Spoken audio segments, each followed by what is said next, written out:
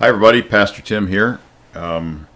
Today I'm going to be picking up part 2 of my sermon on the last days, Apostasy. Last time we were in Matthew chapter 24, and I showed you that Jesus, when he was talking about the last days, that he broke down the end times into two major segments where he talked about the beginning of birth pains, and then he talked about the great travail or great tribulation, which is the intense birth pains. We mentioned the fact that the reason Jesus used the birth pains, the labor metaphor, was because of Isaiah 66, where Isaiah, or God through Isaiah, used this analogy of a woman giving birth with regard to Jerusalem and its restoration and the arrival of the coming kingdom of God. And so Jesus picks up that same theme from Isaiah in Matthew 24. Now, I mentioned last time also that we are not going to be spending our time in this sermon series on so much on the events of the last days as we are talking about how we as Christians can be overcomers in the last days. And Jesus actually gave a lot of advice to his followers in Matthew chapter 24. In the end of chapter 24 and all of chapter 25, we have a whole series of parables where Jesus told his followers how they should be preparing and how they should be watching for his coming, and which of course includes all of the events that precede it. Some people are under the impression that Jesus can come at any moment, that there's nothing that remains to be fulfilled prior to Christ's coming for his people, and that's simply false. You cannot read this chapter, Matthew chapter 24, and come to that conclusion. In fact, you'd have to come to the opposite conclusion. That is, there are a whole series of events that have to take place before Christ returns. And then, of course, in verse 29 through 31, we have Christ's arrival in the clouds of heaven to gather together his elect. That is, Christ's elect. That is, Christians. All right, so the second coming of Christ, the gathering together of Christ's elect, is after the tribulation of those days. It says that specifically in verse 29. Anyway, let's get back to the advice Jesus gave to his followers. Now, his strongest warnings, I think, are with regard to those who are going to fall away from the faith. That is, those who are Christians, who have been baptized, who have accepted Christ, however you want to phrase it, and how that a great many of them, perhaps even the majority of them, are going to fall away from the faith in the last days. And Jesus had all these warnings here. In fact, when at the beginning of his speech in verse 4, Jesus answered his disciples who were inquiring about the signs of his coming, and he says, the first thing he says is, "Take heed that no one deceives you." And so Jesus puts deception as being right up there at the top of the list of his warnings because he put it first. And we see the very same thing in 2 Thessalonians. Let's just look at that real quick. Keep your finger here. 2 Thessalonians chapter 2, where the Apostle Paul is, or was, I should say, talking about what he refers to as our gathering together unto him. That is, our being gathered to Christ, which is his coming for believers. He says in chapter 2, 2 Thessalonians chapter 2, verse 1, he says, "Now, brethren, concerning the coming of our Lord Jesus Christ and our gathering together to him." So, there's no doubt what he's talking about. He's talking about Christians being gathered. He says, "Not to be soon shaken in mind or troubled either by spirit or word or by letter, as if from us, as though the day of Christ had come." Again, look what he says here. "Let no one deceive you by any means." Again, he begins by talking about the possibility of deception with regard to Christ's coming. Let no one deceive you by any means, for that day will not come unless the falling away comes first, and the man of sin is revealed, the son of perdition. And then he goes on to talk about the things that he's going to do, how he is going to deceive by showing signs and wonders and so forth. And he's getting that. The Apostle Paul was getting those things directly from Matthew chapter 24 here. And so we have both statements with regard to warning against Christ's followers being deceived. Secondly, both of the things Paul mentioned, which is the coming of the man of sin and the apostasy, which must come first, the Apostle Paul drew out of Matthew 24 as well. Now, we're talking about the apostasy in this sermon and the reasons for it. And so Jesus, if you go back to Matthew 24, Jesus says that, many are going to come in my name saying I'm the Christ and will deceive many. And so there we have the deception. And that's partly what Jesus is talking about, that let no man deceive you by any means. And then he goes on to talk about there's wars and there's rumors of wars and there's earthquakes and famines and kingdom against kingdom and etc., pestilences. And he says in verse 8, all these are the beginning of sorrows. And then he talks about persecution. And there, as I said last week, there are three primary dangers, or should I say pitfalls, that are going to swallow up a lot of Christians in the last days. So let's just quickly point them out. And last week we spent most of the sermon talking about the first one. Today we're going to talk primarily about the second one, and then in the future sermon we'll talk about the third one. But let me just outline these very clearly for you so you see them, all right? So he says that, beginning of verse 9, he says, then they will deliver you up to tribulation and kill you. You will be hated by all nations for my name's sake. So persecution is coming. And then he says, and then, in other words, at that time, many will be offended, that is, many of Christ's followers will be offended and betray one another, will hate one another. So, excuse me, what we have is, when the severe persecution comes, we have a segment of Christians who are going to betray one another. They are not going to be able to withstand the persecution for the name of Christ. Because you're a Christian, you are going to be targeted for persecution. And those who are not able to withstand that, they're going to fall away from the faith. So much so that they're going to become like Judas. Judas Iscariot, he was one of Christ's disciples, one of the original 12, and he ended up betraying Christ, and ultimately he was destroyed. He committed suicide, but ultimately he has no inheritance in the kingdom. And many Christians are going to follow Judas's path when the persecution gets really tough, and they're going to bail on Christ and on Christianity. But let's look at the next. He says then,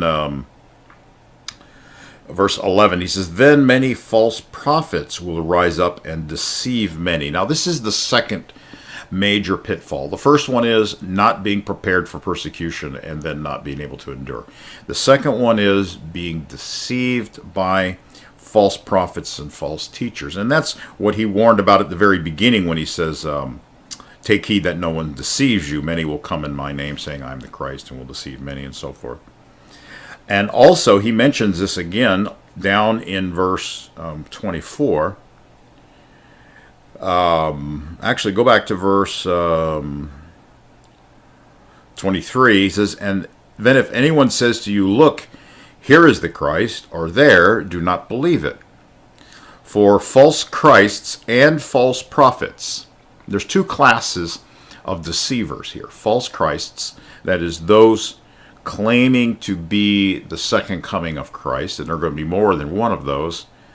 The ultimate, of course, is the excuse me, that's not correct. It's not the Antichrist. We're going to talk about that in a minute. All right. But it says false Christs and false prophets will rise and show great signs and wonders. So there's going to be supernatural deception going on from the dark side. Okay? To deceive, if possible, even the elect. See, I have told you beforehand. Therefore, if they say to you, look, he is in the desert, do not go out. Look, he is in the inner rooms, do not believe it. And then Jesus contrasts his own coming with whatever these false Christs are claiming. For as lightning comes from the east and flashes to the west, so also will the coming of the Son of Man be. That is, you won't be able to miss the second coming of Christ because it's going to be such a spectacular event. So if they say, look, he's over here, you can go hear him at this seminar, or he's out in some remote location, don't go, because it's a trap. It's a lie. All right? So we've got, excuse me, the first pitfall is not being able to withstand persecution and then betraying one another. The second pitfall is the lies and the deceptions, the false Christs, the false prophets, the false teachers that are going to be bringing deception. And look, it says here, that they will show signs and wonders to deceive, if possible, even the elect.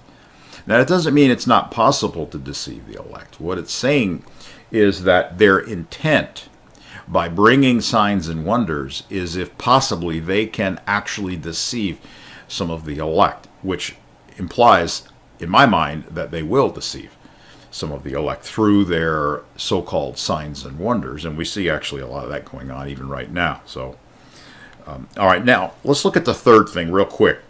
He says, after the many false prophets, verse 12, he says, and because lawlessness, or some translations say iniquity, it is basically sinfulness, will abound, that is, will be commonplace, the love of many will grow cold. Now, this is the third pitfall. The third pitfall is not being sensitive to sin. Not being sensitive to what is displeasing to God, so that you are not guarding your life and guarding your conduct. And because of this sort of sin becoming commonplace among God's people, Jesus says that the love of many of Christ's followers is going to grow cold. But then verse 13 says, but he who endures to the end shall be saved. Now, when he says he who endures to the end, he's talking about who successfully navigates these three pitfalls. All right, who successfully avoids falling into one of these three pitfalls. Those people will be saved, will have an inheritance in the kingdom. So the first are those who endure persecution and do not give in. The second are those who stand firm on the teachings of Christ, and they do not give in to the deceptions of the enemy. And third, those who guard themselves against allowing sin to become commonplace and thereby erode their love, and they fall away from Christ. All right, so those are the three things. Last time we talked about persecution, enduring that. This time we're going to spend the rest of our time talking about false teachers, false prophets, the deception that is going to come in like a flood in these end times that we're fast approaching right now. Now, Jesus only mentioned here false Christs and false prophets, which are two of the categories of what I would call false teachers that we find warnings about in the last days in the New Testament. But I just want to give you a couple of passages of scriptures. I want to break these down because there's actually more than two, and Jesus is just sort of giving two as a sort of like a highlight. But if you put all the teaching of the New Testament together with regard to the end times, with regard to the deception in the end times, there are actually 5 categories of deceptive people who come on the scene to lead Christ's followers away from him and into following something else, which is a deception. Now, if you're no longer following Christ, but you're following a deception, then you're no longer a Christian. All right. Now, let's look at let me tell you what these 5 categories are first, and then we're just going to look at maybe 1 or 2 passages or one passage on each one, just briefly, And then I want to talk, in the last part of my sermon, I want to talk about the lies themselves, those lies that I would call are the deadly lies. Okay, the lies that if you embrace them, you can no longer be a Christian. All right, so first of all, the categories of false teachers. Number one, antichrists. Antichrists. Now we see this term used in 1 John primarily. Actually, exclusively. Go to 1 John chapter 2.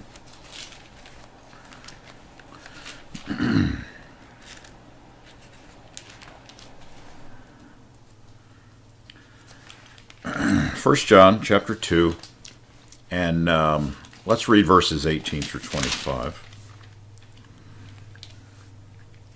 Little children, it is the last hour, and as you have heard that the Antichrist is coming, you may notice that Antichrist there is capitalized. That's because it's a title for a particular man, right? And the Antichrist is that beast in Revelation. It's the man of sin in 2 Thessalonians chapter 2, verse 3. It's an individual, okay, a specific man who's prophesied to come. And he's called the Antichrist with a definite article. But notice what John says about that. He says, it is the last hour, as you have heard that the Antichrist is coming. But even now many antichrists, plural, have come, by which we know that it is the last hour. Now, what does he mean by many antichrists? Well, the reason he uses the same term, antichrist, plural, as he does for the Antichrist is because this term, of what this term Antichrist means. You know what the word Christ means. Now, what is the preposition anti in Greek? It does not mean false Christ. It does not mean pseudo-Christ. It means against Christ, or it means instead of Christ. So it's not that an antichrist is somebody who says, I am Christ. That's a pseudo-Christ, not an antichrist. Okay? An antichrist is someone who is against Christ and is instead of a replacement for Christ. All right? So, in other words, it's that the Antichrist is not going to come and say, I am the Messiah. He's not going to claim to be the Messiah. He's not going to claim to be the Christ. He is going to claim to be something in place of the Christ. That is, you don't need the Christ. Instead, take me. All right? So there's a very important distinction between Antichrist. The Greek preposition anti has a totally different meaning than the Greek preposition pseudo, or the Greek term pseudo. Okay, pseudo means false, pretending to be something you're not. Anti does not mean pretending to be something you're not. Anti means something that is against, opposed to, or instead of. Okay, as a replacement for the Christ. So to be Antichrist is someone who claims to be something. You don't need the Christ. You want me instead of the Christ. Okay, there's an important distinction. All right, so let's keep reading. He says, verse 19, they, that is these many antichrists, went out from us, but they were not of us. For if they had been of us, they would have continued with us. But they went out that they may be made manifest that none of them were of us. Now, who's he talking about here? Well, in the context, John was referring to Gnostic teachers. There were a number of men who claimed to be Christians, who were originally part of a Christian assembly, and then they began to do what Paul warned about in Acts chapter 20 when he said that some are going to rise up even from among yourselves, that is, even from among the elders. He was talking to the elders of Ephesus when he said this. He said, some will rise up even from among yourselves And they're going to teach strange doctrines in order to draw away the disciples after themselves. And these are the ones he's calling antichrists. There were people in the early centuries of Christianity, in the first, second century, that were these Gnostic leaders. Like, for example, Marcion was one of them. Valentinus was another. And there were a whole host of them. The early church fathers wrote long apologies for the Christian faith against a lot of these teachers that started out within the Christian assemblies, and then they drew a following and left and drew these people out of the assemblies to follow them and their false teachings. And their teachings were of another Christ, not of the Christ of the Bible. All right, this is the key with regard to this. They did not teach that Jesus was the Christ of the Bible. They taught that there was a different kind of Jesus. All right, which we'll get to that a little bit more later. If any of you know what Gnosticism generally refers to, this is what John uses the word antichrists in reference to the Gnostic leaders and the Gnostic teachers, which actually is important that he did that, because when he uses that terminology, antichrist, many antichrists, to refer to the Gnostic teachers, then when he says he puts the Antichrist in the same category by using the same term, we know generally what the theology of the Antichrist is going to be. He is going to claim to be someone instead of Christ, the kind of Messiah, if you will, that the Gnostics taught. So his religion is going to be, in large part, Gnostic in its system. Okay, which we'll get to that another time. It may be in more detail, because what he's going to do is he's going to tie some of Islam, some of Judaism, because Islam, Judaism, and parts of so-called Christianity have this mystical side to them, and it's contrary to the scriptures, but it's going to all unify together in order to bring a sort of a one world religion, a unifying of Judaism, Islam, and apostate Christianity together. But that's a topic for another sermon. But anyway, I just want you to understand what this term antichrists, plural, refers to. All right, so let's continue. He says in verse 21, I have not written to you because you do not know the truth, but because you know it, and that no lie is of the truth. Who is a liar? But he who denies that Jesus is the Christ. Now, he says he is Antichrist. Not the Antichrist, but he is Antichrist. He fits into this category of against Christ or instead of Christ, when someone who is teaching these doctrines that the Gnostics taught about Christ. It says he is Antichrist who denies the Father and the Son.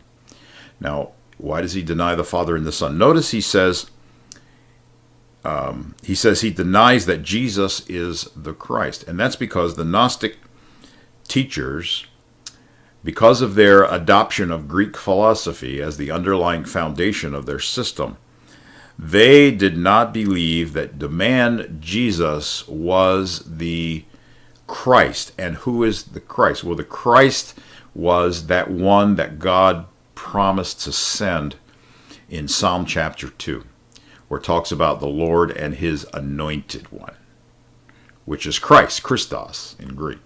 And then he gives his words where he says, you are my son. The Lord said to me, you are my son. Today I have begotten you. So we see that being the Son of God, being begotten from the Father's own essence himself, is tied together with this concept of being the Christ. There. But anyway, let me continue reading. He says, verse 23, whoever denies the Son does not have the Father either. For he who acknowledges the Son has the Father also. Now, acknowledges the Son. We're going to look more at that when we talk about the title Son of God, which is used all through All four of the Gospels in reference to Christ, okay? Then he says, let therefore that abide in you, which you have heard from the beginning. If what you have heard from the beginning abides or continues in you, you also will abide or continue in the Son and in the Father. And this is the promise that he has promised us, eternal life. Now, it's interesting that John here links together the true teaching of who Christ is with having life. You have to embrace the truth about who Christ is in order to have life. This is a very important point, because if you depart from that, if you accept a pseudo Christ, which is a man claiming to be Christ who is not himself Christ, who is not really Christ, or if you accept an antichrist, that is someone in place of Christ, then you do not have life. You do not have an inheritance with the Son of God. All right. Okay. Now let's look at. We already looked at false Christ. I mean, Jesus used that term in Matthew 24. It's also used in Mark 13. And again, a false Christ is a pseudo Christ. I want you to have a clear distinction in your mind between antichrist and pseudo Christ. Again, Antichrist is someone who's not claiming to be the Messiah of the Bible. They're claiming to be something apart from the Messiah of the Bible, but somebody who is going to do the things that people want, like world peace or whatever it happens to be. All right. A pseudo-Christ, or what Jesus calls a false Christ, that's what it says in the Greek in that passage. It's pseudo-Christ. A pseudo-Christ is somebody who says, I am the Christ of the Bible. All right, totally different thing. And that's, of course, in Matthew 24, 23, and in 27. Now, another class of deceiver in the last days are what are referred to by Paul as false apostles. Let's look at that real quick. Go to 2 Corinthians chapter 11.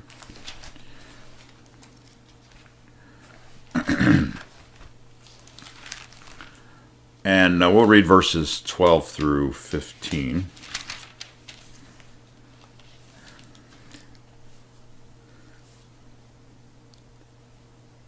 Okay, 12. But what I do, I will also continue to do, that I may cut off the opportunity from those who desire an opportunity to be regarded just as we are in the things of which they boast. Now, what does he mean? Paul's saying, look, I'm going to cut off, or attempt to cut off, the opportunity of some people who who desire the opportunity to be regarded just as we are. Who is we? The apostles. So what he's saying is there's a group of people going around the churches, and they are trying to elevate themselves to a position on a level with the apostles, right? The 12 apostles. Jesus had 12 apostles, right? Judas, of course, fell away, but Paul became an apostle to the Gentiles, and so we have 12 apostles. But these people are seeking the opportunity to be regarded just as we, the apostles, are in the things of which they boast. They have an issue. This is one thing that Paul, he goes right to their motives here. Their motive is to elevate themselves. And what did Jesus say about those who seek to elevate themselves? They're going to be cut down, right? The one who exalts himself is going to be cut down. It's the one who humbles himself that God will lift up. But these people are trying to exalt themselves. Look what he says, verse 13. For such are, notice this term, false apostles, deceitful workers, transforming themselves into apostles of Christ. Now that's interesting. Notice it says transforming themselves. See, in order to be an apostle of anyone, you have to be sent and commissioned by that person. To be an apostle of Christ means that Christ personally spoke to you and told you that he's calling you and sending you on a mission and giving you the authority to speak on his behalf. And that's why there's only 12. All right, Jesus is ascended to the right hand of the Father now. He called Paul after that, but he's the only one. He's the 12th. But these people, it says they are transforming themselves, which means they haven't truly been sent by Christ. They are sent by themselves because they are seeking to elevate themselves. And he says, look, verse 14, he says, and no wonder, for Satan himself transforms himself into an angel of light. Now, again, the word angel in Greek, angelos, means a messenger. But how can you transform yourself into a messenger? Because a messenger is delivering the message of someone higher than him. If you transform yourself into a messenger, then you are teaching a false message that is pretended to be a message from God when in fact it's from you. And you're pretending to be the messenger when in fact you're the originator of the lie. You can see how the deception is working through all this. So he says that Satan himself transforms himself into a messenger of light. Therefore, it is no great thing if his ministers, that is Satan's ministers, also transform themselves into ministers of righteousness, whose end will be according to their works. Now, false apostles are big today, by the way. You can go on YouTube, you can go on different, you can watch them on TV. There are people who claim to be apostle so-and-so. They claim that, that they're speaking for God. They say, God told me this and God told me that. And they're out there, claiming that God is speaking through them and that they are God's chosen vessels that he has sent, and God didn't send them. In fact, Jesus commended one of the churches in Revelation 2 and 3.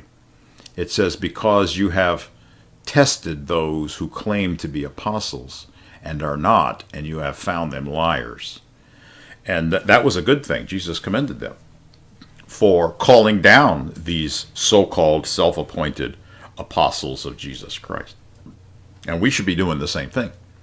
We can name names, and there are a lot of them out there. Okay? Don't be deceived by them.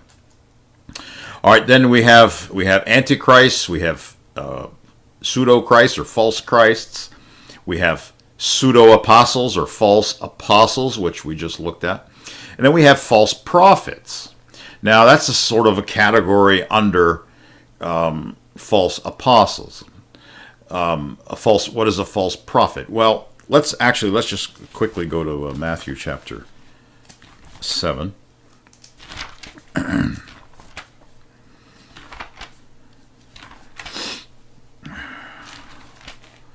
Matthew 7:15. Should have had that marked. All right.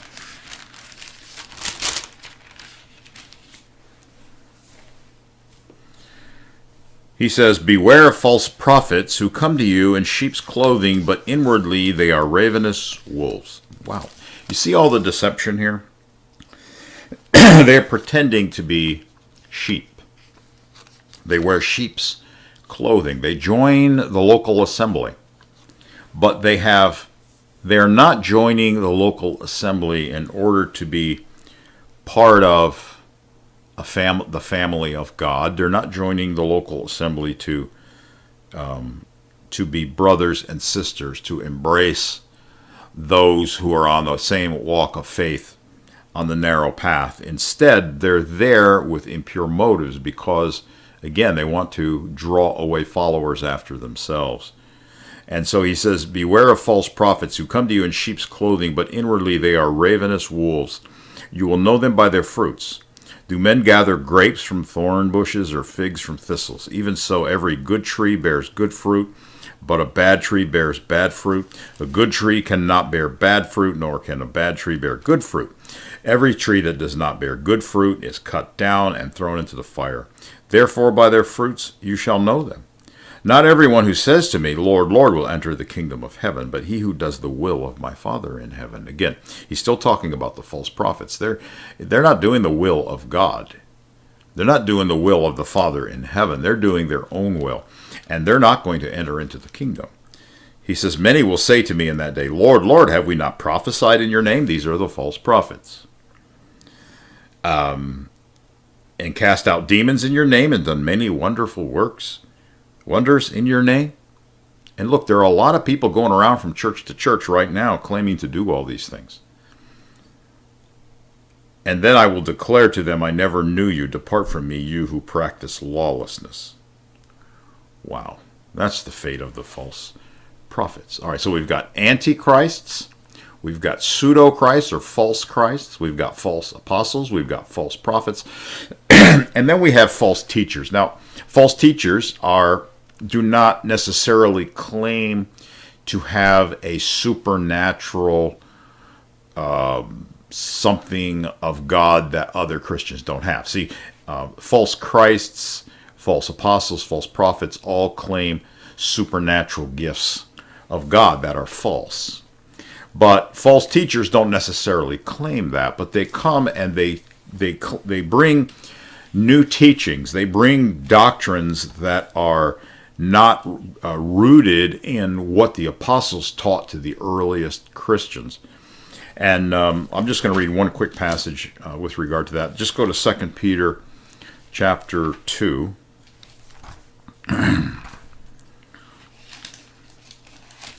In fact, the entire chapter is about this. You can, when you get home, if you want, read all of chapter 2, and then also the whole book of Jude is about these false teachers. But he says, verse 2, he says, but there were also false prophets among the people, meaning among Israel, even as there will be false teachers among you, who will secretly bring in destructive heresies. That is, they're going to be twisting the truths of God in ways that make them deadly and dangerous for Christians. Even denying the Lord who bought them. Now notice this. They deny the Lord who bought them. Now who is the Lord who bought them? It's the word master there, and bought means purchased, and it's referring to those who were purchased by the blood of Christ. So the Lord there is referring to Christ. And it says, even denying the Lord, that is, denying Christ, who bought them. And they bring on themselves swift destruction. And many will follow their destructive ways, because of whom the way of truth will be blasphemed. By covetousness, they will exploit you with deceptive words. Listen, one of the ways that Satan brings in false teachings and destructive heresies into the churches, the way he does it is by very subtly, over time, redefining words that are in the Bible. By giving a wrong impression of what particular words mean. Then when you read the Bible, because you have that wrong definition or idea of what a word means, you can end up believing wrong things. And this is the way many of these false teachers twist the scriptures, by twisting the meanings of important and key words. All right, we're not going to get into much of that right now, but now, all right, so these are the classes of deceptive teachers that are going to be turning Christians away from the faith in the last days. Antichrists, that is, instead of Christs. False Christs, those who claim to be the Christ, but they're not. False apostles, those who claim to be apostles of Jesus Christ, men whom Christ himself sent with his authority and his message, but they are teaching lies. False prophets, people that claim to hear directly from the breath of God, the words of God that they are then proclaiming. They claim to have a special insight into God. That is, God speaks to them a special message that's not necessarily contained in his word, and therefore you should listen to them because they have a special connection to God. All right, these are the false prophets. And then, of course, false teachers. These are men who, instead of having necessarily a special connection to God, they believe they have special insight into wisdom and in philosophy and things of that nature. They have a better way of interpreting the Bible than everybody else, and so they come up with their strange doctrines and strange teachings. Okay, so those are the 5 categories of deceptive men or people that are going to be pulling Christians away from the faith. Now, before I finish out my sermon, I want to talk about what are the deadly lies. There are a lot of false doctrines out there. Christianity has accumulated false doctrines like love bugs on your windshield driving through Florida in midsummer. Okay, you guys who are in Florida, you know what I'm talking about, right? They got these little bugs that are out all the time, and they get all over your windshield, and you got to stop the car and clean them off. It gets so nasty sometimes. Well, Christianity has been traveling along a road for 2,000 years, and it has accumulated a lot of false teaching and false doctrines because there have been so many false apostles and false prophets and false teachers and antichrists that have tried to invade Christianity, and they have brought their doctrines. And sometimes Christianity tries to counter their influence, and in doing so, it goes too far in the other direction. And so we have all of this baggage and wear and tear on Christianity that has accumulated over 2,000 years that was not taught by the apostles, was not taught by the earliest Christians who knew the apostles. And because of that, it's sometimes it's rather difficult to discern what is later additions to Christianity and what is not. But really, it's important that we are always doing that. We're always pulling weeds. In fact, I preached a sermon on that quite some time ago about sacred cows and pulling weeds. But not all false doctrines are what I would call deadly. There are some false doctrines. Now, let me say this. Every false doctrine has some negative effect. It might have an effect on your endurance. Some false doctrine might have an effect on how well you're able to withstand that first pitfall that Jesus talked about, which is persecution. For example, if you have been taught prosperity theology, that God wants you to be wealthy and healthy and happy and all that kind of stuff, and if you're not, you don't have enough faith, that when things go really bad, and they will, and you're not healthy and you're not wealthy, right, and everything seems to be crashing down around you, you're not going to do so well with regard to perseverance. See? All right, so you might fall into that first pitfall because you embraced that prosperity gospel. Well, what if you have been taught once saved, always saved, that if you're a Christian, if you said the sinner's prayer and now you're a child of God, that no sin, nothing you can do is ever going to cause you to lose your inheritance? Well, then you might be more inclined to give sin a pass in your life. And you could fall easily into that third category that Jesus talked about, where he said that the love of many are going to grow cold because iniquity is going to abound and flourish in the Christian community. And if your love grows cold, you're going to fall away from the faith. All right, so see, different false teaching has a different impact on different people. So all false teaching is dangerous, but some false teachings, certain false teachings, are absolutely deadly. And when I say they're absolutely deadly, what I mean by that is you cannot embrace them and still be a Christian. You can embrace prosperity theology and still be a Christian. You're a misled Christian, but you can still be a Christian. You can embrace once saved, always saved, and still be a Christian. All right? But it's a dangerous position for you to hold under certain circumstances. But there are some false doctrines that you simply cannot embrace and still be a Christian. And that's why, John, when we read that passage in 1 John where he said that anyone who denies that Jesus Christ has come in the flesh is Antichrist, is not of God. All right, so if you embrace Gnosticism, if you embrace those false messiahs, they're not really false messiah, they are anti-messiah, anti-Christ. If you embrace the Christs that Gnostics teach, then you can no longer be a Christian, because the two are not compatible. You're not embracing the true Christ. You're embracing something entirely different, something so contrary to what the Bible teaches about Christ. Now, these deadly lies are all about who is Jesus. Who is Jesus Christ?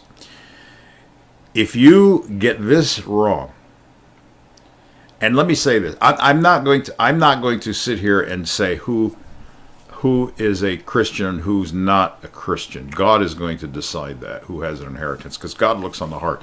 And let me also say that in the past we have had wrong views in some regards with regard to the nature of God. And God gave us a lot of grace, okay? So we're going to extend grace also to others as well. But at the same time, we're going to teach clearly what the Bible says about who Jesus is. And we're going to draw a clear line in the sand as to what is truth and what is a lie. As to how far you can move into the lie and still be a Christian, the lies, I should say, that's an area where God is going to make that determination, not us. Okay? But it's all about who is Jesus. Being a Christian, having an inheritance in the kingdom, is all about embracing the true Jesus Christ. All right? You can have wrong teachings about God himself, about the Father, and it not affect your salvation. But Jesus Christ is a different matter. Let me show you why that's the case. Look at the Gospel of John.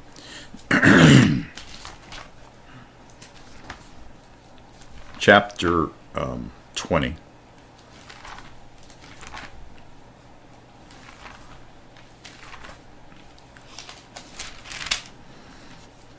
You know, John, there's so much in the Gospel of John about who Jesus is. I mean, it's from beginning to end. It starts out in verse 1 of chapter 1, talking about who he is. But when you get to the very end of the book, in chapter 20 and verse 31, John sort of summarizes the purpose of his entire gospel. And this is what he said. And by the way, you need to understand that the Gospel of John was not written to Jews. The Gospel of John was written to Greeks. It was written to Gentiles, pagans, in order to introduce them to who Jesus Christ is. Okay? And so he says, verse 30, he says, "And truly Jesus did many other signs in the presence of his disciples, which are not written in this book. But these are written," and now I want you to underline these words, "that you may believe that Jesus is the Christ, the Son of God, and that believing you may have life through his name." I want you to notice that there are two titles here for Jesus. And we know who Jesus is. Jesus was the man who walked around healing all these people, right? The one who was crucified. But he says, you must believe more than just that this man, Jesus, walked around and was healing people. Because he's talking about miracles in the previous verse, right? You must believe he was more than a healer. These are written that you may believe that Jesus is two things. One, the Christ, the Messiah, the Anointed One, the Son of God. The Son of God. What is the Son of God? If you do not understand, if you do not have a proper definition of what it means for Jesus to be, quote, the Christ, And if you do not have a proper understanding of what it means for Jesus to be the, quote, Son of God, then you do not believe that Jesus is the Christ, the Son of God, even if you use those words.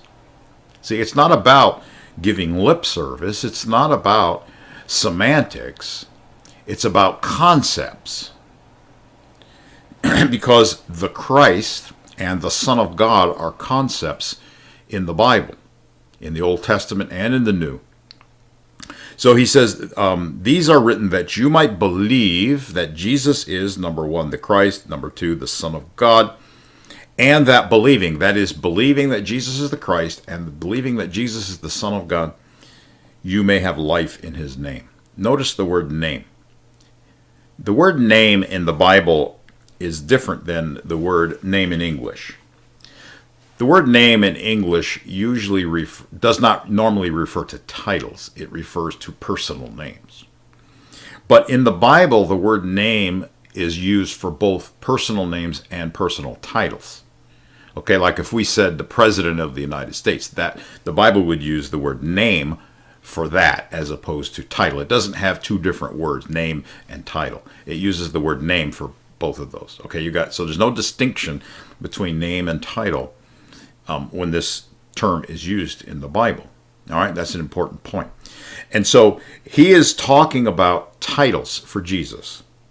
All right, we know that his name, his personal name is Jesus, right? That's his personal name as a human being. He was named that by his mother. But it's not that you believe his name is Jesus. It's that you believe that the person that was named Jesus is the Christ, the Son of God. Those are the names that he's talking about. Each of those is a name. The Christ, the Son of God. Now, what do these names mean? And this is really the crux of the matter. Because, again, when Jesus warned about false teachers, false prophets, and so forth, these people, their main intent in the end times is to deceive, if possible, even the elect. That's what Jesus said in Matthew 24, right?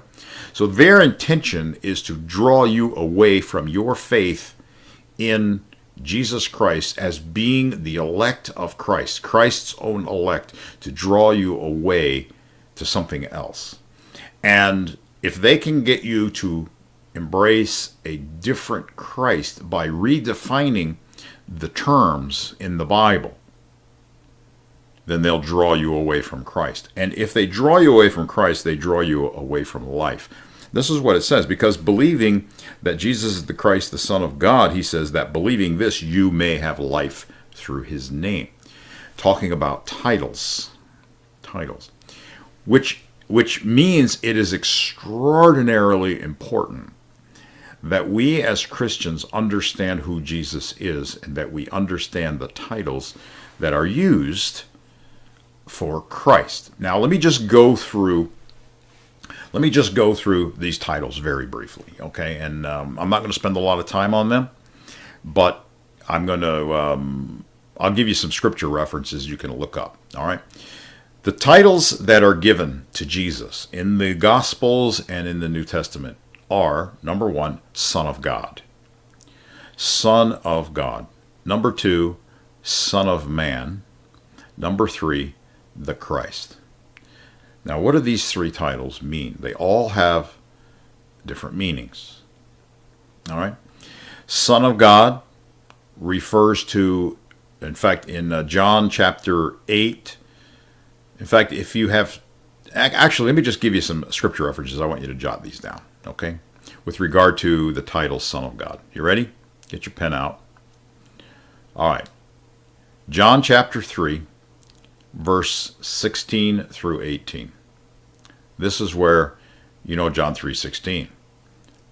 Believing in the name of the only begotten Son of God. Only begotten Son of God. What does it mean to be only begotten and to be the Son of God? What does that mean? Doesn't mean you're a created being, because only begotten refers to someone who is who is fathered by God himself. That's different than somebody who is created. See, a lot of false teachers claim that Jesus is a created being. A man like Adam was a created being. That's not what the Bible teaches. The Bible teaches that God was Jesus' Father and that Jesus was begotten out of God's own essence. That is, the Son was begotten out of God's own essence at the beginning, which is why he's called the firstborn of all creation in Colossians chapter 1.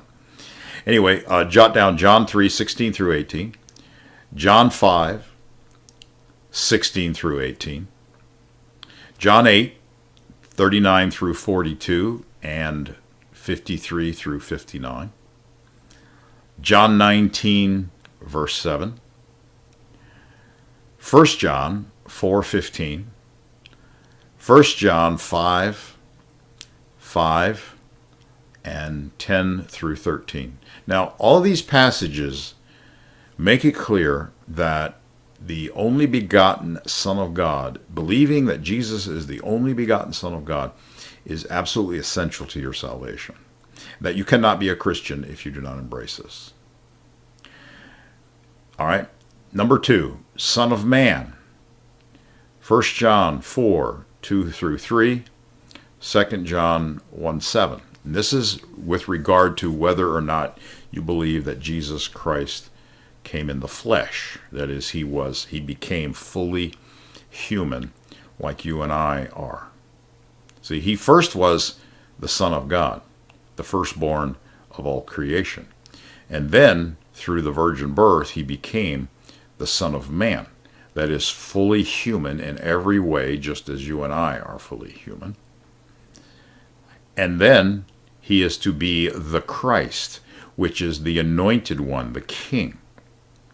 For the Christ, put down Psalm chapter 2, verses 1 through 9, Matthew 16, 13 through 18, John 11, 27. Now, there are many, many, many more verses that we could discuss with regard to these. I want you to look up these verses. I might actually, on my next one, before we move on to the third pitfall, I might actually talk about these more because I have more to say and I'm out of time on these. But understanding the names that are given to Christ is absolutely essential that you embrace those, that you don't leave one of them out.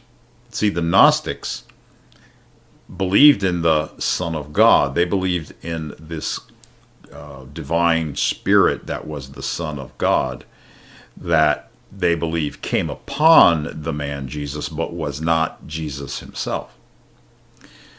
That was part of the Gnostic beliefs. Today we have people who are called Unitarians who believe that Jesus is the man, a created man, but he was not truly the Son of God. And they redefine the term Son of God so that it doesn't mean what the terms actually mean. That a son is not genuinely a son, that he was not really begotten of the Father. He was just created by the Father as a miracle in the womb of Mary. So, God, yeah, they give lip service to God being Jesus' Father, but they don't really mean that. All right, so we've got that issue. And then, of course, the Christ. What does it mean to be the Christ? Well, to be the Christ is to be the anointed King, the one who is the heir of all the creation, the one whom we must be joined to in order to receive the inheritance as part of the creation. All right, so I think what we'll do is we'll pick that up next time and talk more about those titles for Christ, and then maybe if I have time we'll move on to the third pitfall, which is iniquity abounding in the lives and the Christians and in the Christian community, so that Christians fall away because their love grows cold. Listen, we have to endure to the end with regard to these three pitfalls, or we're going to be in trouble. All right? Well, God bless you. It's been a pleasure talking to you, and we'll see you again next time.